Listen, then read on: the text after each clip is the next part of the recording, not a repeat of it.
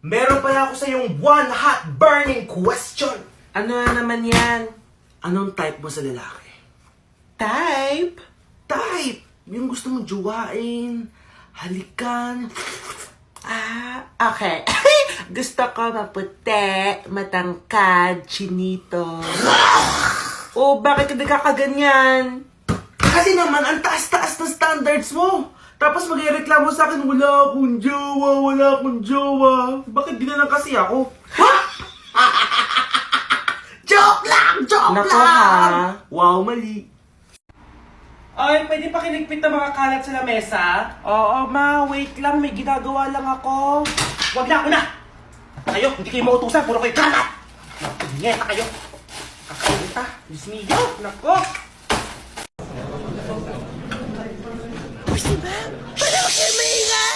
Good. Sit properly. Naglalakad pa lang ako sa hallway. I can already hear your noise.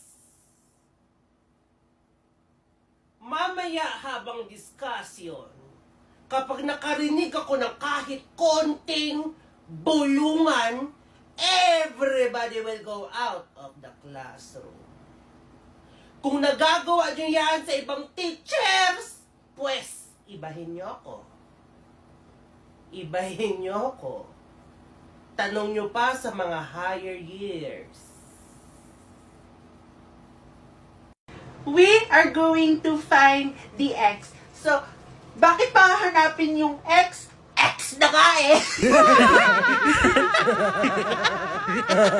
Class, quiet! Okay, so, 5X, tapos ililipat po sa... Anak, napakaliit ng sulat. Di makita sa Sorry likod. po, Use the eraser. thank you. Okay, so, 5X, tapos ililipat po sa kabila, kaya magiging 5, magpapalit ng sign, plus 5, equals 10. 10! 10! Ano nangyayari? 10. So, 10. So, 5x equals 10. So, para makuha po yung x. Ma'am! Nagpapatawa po si Ma'am. Hello, ma'am. Wala pa akong ginagawa. Double time sa pag-report.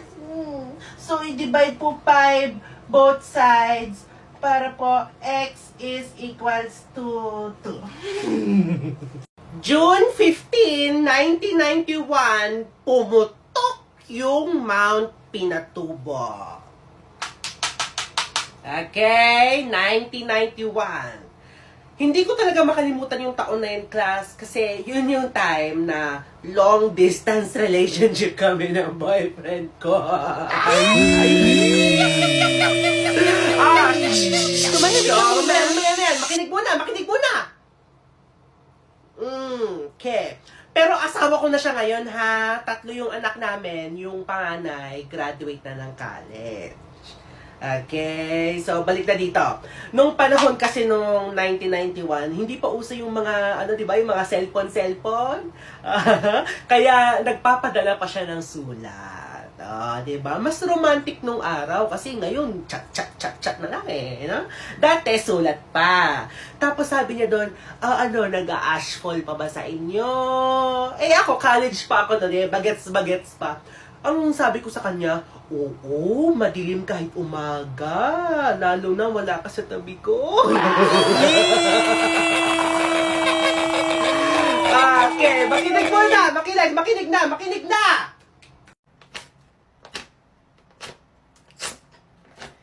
Ako nag-check ng test paper, ma. Whoop! Wala, kamusta naman? Huwag ka mag-alala. Ako bahala sa'yo.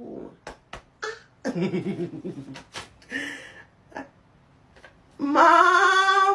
Yes! Ma'am! Di ba po sabi niyo bawal po yung erasure? Bawal erasures. Kapag may nakitang erasure, mali agad. Sayang. Tama pa naman yung mga sagot mo. Dapat kasi naglalapis ka muna, tapos saka mo i-ballpen kapag sure ka na. Class, look at me. Yung sagot sa number 21, dapat Dr. Jose Rizal. Ma'am! Yes! Ma'am, paano po kapag yung sagot niya Jose Rizal lang, walang doktor? Sige, pabigyan. Pero next time, class ha, dapat may doctor. Taray! Check! Ano score mo?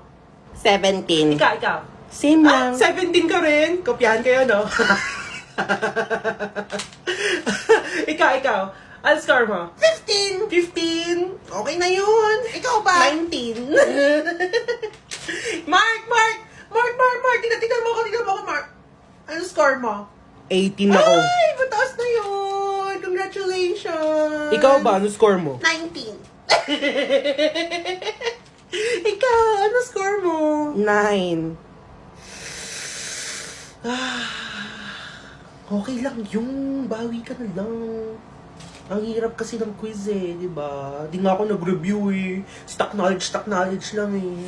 Tsaka 19 ako. Yes, let's congratulate Raquel. Naka 20 over 20 sa quiz. Perfect! Hello! Sound check! Boys at the back! Rinig ako dyan? Yes, Okay, let's go! Oh, bago tayo magsimula, yung mga girls! Bakit ang gulo-gulo ng mga buhok? Ha? Mag-ayos muna! Tali niyo yung buhok! Tignan niyo si Fiona, oh! Nakaayos! Dapat ganun din kayo! Para naman makita ko yung mga nagagandahan yung mga mukha. Okay? Oh! Bakit naghihikab na agad? Pagod na kayo, class? Hindi pa! Ayoko ng ganon. Di pa nga tayo nagsisimula ng lesson. Oh, tayo muna. Tayo. Everybody, stand up. Okay, oh. Shake. Oh, shake. Oh, para magising yung mga kalamnan. Okay. Oh, sit down na. Sit! Okay, for today, we are going to discuss the Pearl Harbor attack. No.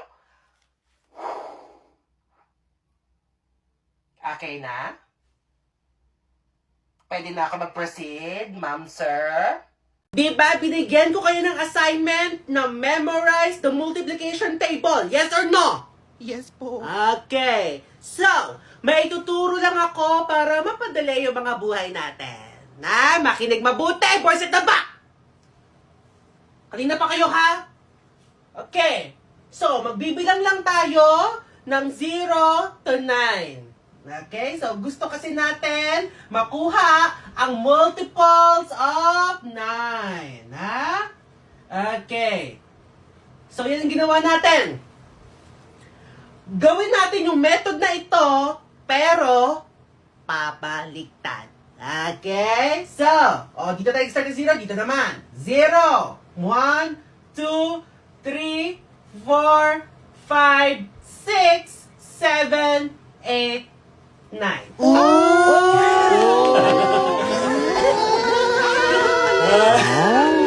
Ganun lang. Uy, tandaan mo yan para may kita. Ha? Tandaan niyo yan, ha?